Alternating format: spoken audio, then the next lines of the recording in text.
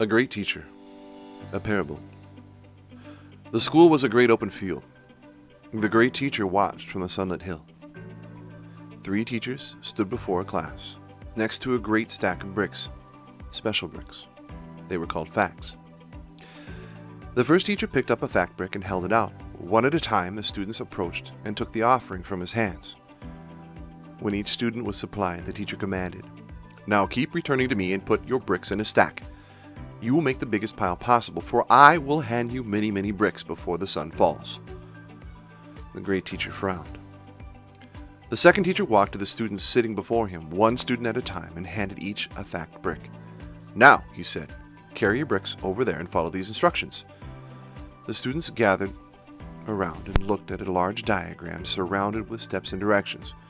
In a little while, the students had built a small structure, a neatly made cube consisting of fact bricks.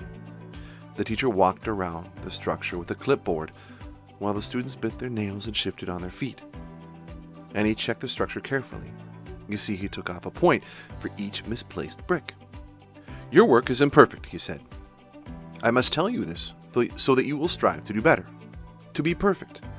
You see, in the real world, everyone will expect you to place each brick perfectly, and no one will help you."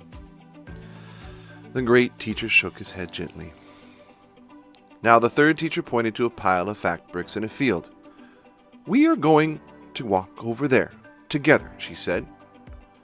"You will see a high pile of bricks. Our task is to find the best bricks, the truest ones, with sharp edges and brilliant colors, but also those bricks that simply appeal to us."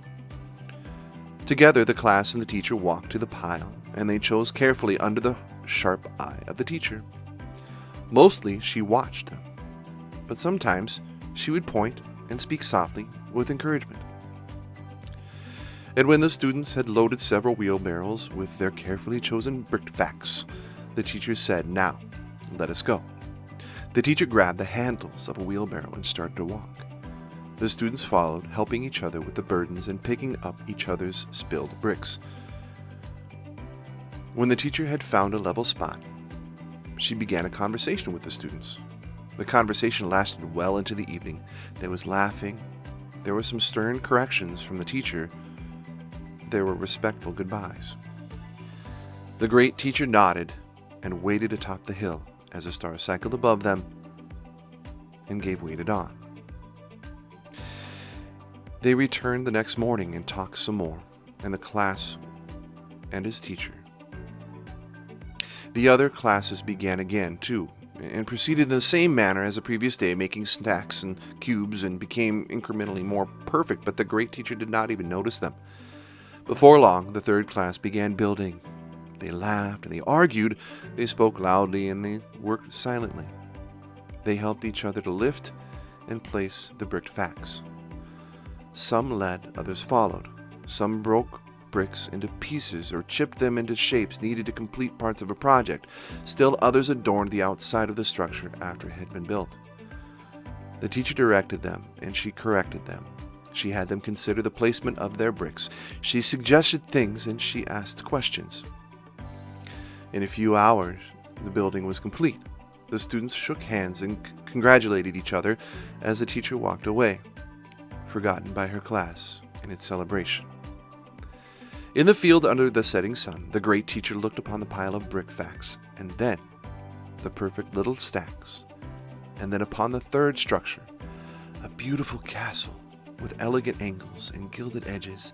Flags of bright yellow and red and blue flapped from its parapets in the evening wind. The students sat in there, admiring it as a golden light played over the surface, filling imperfections with lush shadows and illuminating moments of brilliance. The great teacher turned to watch the teacher of the castle builders, who was walking alone into the distance. The great teacher smiled upon her, though she didn't notice, as in the solitude of her mind, she was reaching for a way to teach the building of a castle that would reach still higher and that would shine more brightly in the sunshine of the next day. The great teacher looked upon her with love and then was gone from the hill. Chris Maratazzo. That's put out in 2012.